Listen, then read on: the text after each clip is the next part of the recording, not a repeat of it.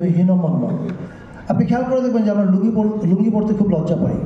আরব দেশে কিন্তু ওরা ওদের ড্রেস পরতে লজ্জা পায় না। কেরালাতে কিন্তু ওর লুঙ্গি পরতে লজ্জা পায় না, আমরা লজ্জা পাই। আমাদেরকে শেখানো হয়েছে যে এটা কিন্তু তুমি এটা পড়লে তুমি আসলে ছোট। আমাদেরকে আমাদের ভাষার ব্যাপারে হীনমন্য করা হয়েছে। বলা হয়েছে তুমি নদিয়া শান্তিপুরের যে ভাষা সেটাই যদি তুমি কথা না বলো তাহলে কিন্তু তুমি ছোট। ফলে আমাদের যা কিছু এই তা কিছুই প্রতি আমাদের একটা হীনমন্যতা বোধ তৈরি করা হয়েছে, এবং এই হীনমন্যতাটা খুব জরুরি। আপনি যদি কোনো জাতিকে দীর্ঘদিন রাজনৈতিকভাবে পরাধীন রাখতে চান, প্রথমেই তাকে সাংস্কৃতিকভাবে পরাধীন করতে হবে, তাকে একটা হেজিমনের আন্ডারে আনতে হবে। And this is what has happened with Bangladesh. এবং এইটা ফলে জুলাই আসলে 36 দিনের আন্দোলন, আমি মনে করি জুলাই 54 বছরের আন্দোলন। দেশ স্বাধীন হয়েছিল ঠিকই, মাঝে কিছু সময় হয়তো 2-4 বছর, 5-6 বছর বা 7-8 বছর আমরা মোটামুটি ইন্ডিপেন্ডেন্টলি ফাংশন করতে পেরেছি, বাট বেশিরভাগ সময় আমরা ইন্ডিপেন্ডেন্টলি ফাংশন করতে পারিনি অ্যাজ এ স্টেট। এটা আমি ডিটেল যাচ্ছি না, আমরা প্রত্যেকেই জানি কেন পারিনি, কিভাবে আমাদের নির্বাচন বাইরে থেকে নিয়ন্ত্রণ হতো, কিভাবে আমাদের দেশে গুম হয়ে যাওয়া সালাউদ্দিন আহমদকে ইন্ডিয়ায় পাওয়া যায়, সুখরঞ্জন মালিক বাংলাদেশ থেকে গায়েব হয়ে যায়, তাকে গিয়ে আবার ইন্ডিয়াতে পাওয়া যায়। So we all know the details. এই ডিটেলে আমি যাচ্ছি না, কিন্তু আমাদের কাজটা কি? আই থিঙ্ক আমাদের মেজর কাজ হচ্ছে এখন two counter them culturally. And counter মানে কিন্তু যুদ্ধ করা না, কাউন্টার মানে হচ্ছে to create your own narrative.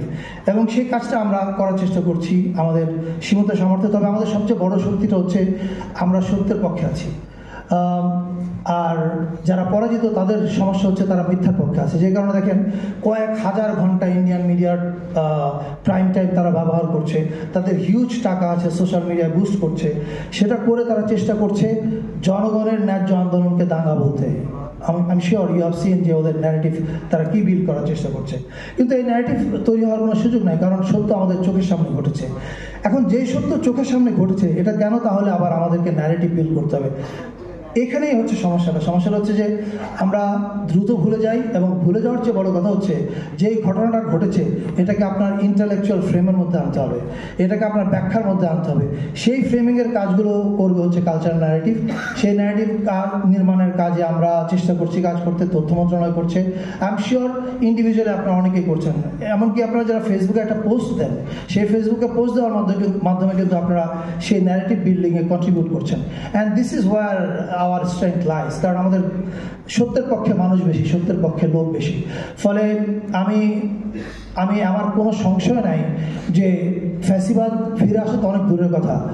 আপনার মনে আছে কি না 96 সালে শেখ হাসিনা জাতির উদ্দেশ্যে ক্ষমা চেয়েছিলেন অতীত ভুল ত্রুটির জন্য। সেই অতীত ভুল ত্রুটি ছিল বাকশাল, অথবা 72 থেকে 75 ভুল ত্রুটি। 72 থেকে 75 বাংলাদেশে বা পৃথিবীতে সোশ্যাল মিডিয়া ছিল না, এরকম ক্যামেরা ছিল না, ডকুমেন্টস ছিল না। আমরা যা শুনেছি মানুষের কানে কানে, বাবা দাদা তাদের কানে কানে। এখন যা ঘটেছে সব ক্যামেরার সামনে। ফলে এইসব তথ্যের যে পাহাড়, সত্যের যে বিশাল উচ্চতা, এটা ডিঙিয়ে ফ্যাসিবাদ ফিরে আসবে এরকম কোনো আশঙ্কা আমার নাই। তবে আমার আশঙ্কার জায়গাটা হচ্ছে আমাদের অনৈক্যের জায়গা। বাংলাদেশের মানুষ 2024-এর 5ই আগস্ট পর্যন্ত যেরকম এক ছিল, এমনকি 5ই আগস্টের পরও আপনি 20 আগস্ট পর্যন্ত পুলিশ ডিসফাংশনাল ছিল, কিন্তু মানুষ নিজেরাই পুরো রাষ্ট্রের দায়িত্ব নিয়েছিল। ওই ঐক্য যদি আমরা ধরে রাখি 1 বছর না, 2 বছর না, 5 বছর না, অ্যাটলিস্ট নেক্সট 10 ইয়ার্স, আপনাদের মধ্যে পলিটিক্যাল ডিফারেন্স থাকবে, তর্ক বিতর্ক থাকবে, ঝগড়াঝাটিও থাকবে, কিন্তু পলিটিক্যাল স্টেক হোল্ডার্স যারা আছেন তারা যদি নেক্সট 10 ইয়ার্স বাংলাদেশের একটা ঐক্য ধরে রাখতে পারেন কয়েকটা প্রশ্নে, স্বাধীনতা সার্বভৌমত্বের প্রশ্নে এবং আওয়ামী লীগের অত্যাচারের প্রশ্নে, তাহলে আমি মনে করি যে ফ্যাসিবাদ ফিরে আসার কোনো আশঙ্কা নাই। এবং কালচারালি এটাকে মোকাবেলা করার জন্য যা করার সেটা সরকার তার উদ্যোগে করছে, কিন্তু আমি সরকারের চেয়ে বেশি আশা নিয়ে এবং তাকিয়ে থাকি এবং দেখছিও এটা অ্যাক্টিভলি হচ্ছে। সেটা হচ্ছে জনগণের নিজস্ব অংশগ্রহণ।